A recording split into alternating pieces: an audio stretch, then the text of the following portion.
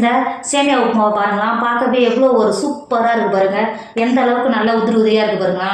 இங்கே பாருங்கள், நீங்கள் ஸ்கூல் போகிற பிள்ளைங்களுக்கெல்லாம் லஞ்ச் பாக்ஸாக செஞ்சு கொடுத்தாலும் உங்களுக்கு காலையில் சட்னி 10 நிமிஷத்தில் செஞ்சு கொடுத்தாலும் சட்னி வேலை முடிஞ்சிடும்.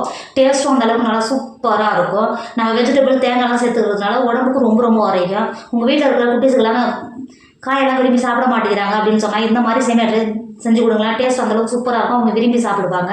இப்போ சூப்பரான சேமியா உப்புமா எப்படி செய்யலான்னு பார்க்கலாமா?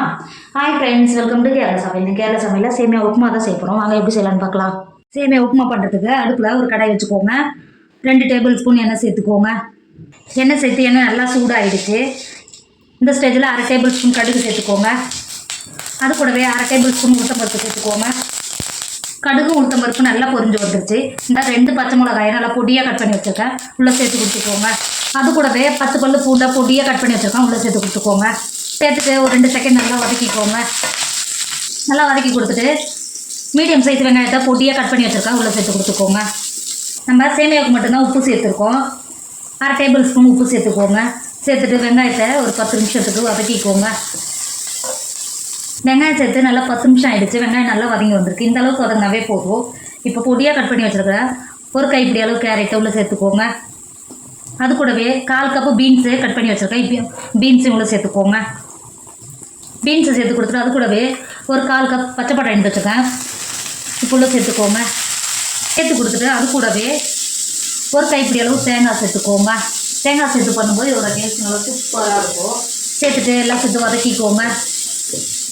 இப்போ பாருங்கள், நம்ம சேர்த்த காயெல்லாம் எந்த அளவுக்கு நல்லா வதங்கி வந்திருக்கு பார்த்தீங்களா. இப்போ இந்த ஸ்டேஜில் எடுத்து வச்சுக்கோம்ல சேமியாவை உள்ளே சேர்த்துக்கோங்க. சேமியாவை சேர்த்துட்டு நல்லா கலந்து கொடுத்துக்கோங்க. நம்ம சேர்த்த காயோட சேர்த்து நல்லா கிண்டி கொடுத்துக்கோங்க.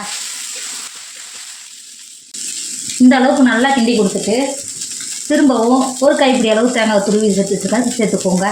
தேங்காய் சேர்த்து பண்ணும்போது ஒரு டேஸ்ட்டு நல்லா சூப்பராக இருக்கும். சேர்த்துட்டு சேமியாவோட நல்லா கலந்து கொடுத்துக்கோங்க. இந்த அளவுக்கு நல்லா கலந்து கொடுத்துட்டு ஒரு கைப்பிடி அளவு மல்லித்தழையை பொடியாக கட் பண்ணி வச்சுருக்கேன், அதில் சேர்த்து கொடுத்துக்கோங்க.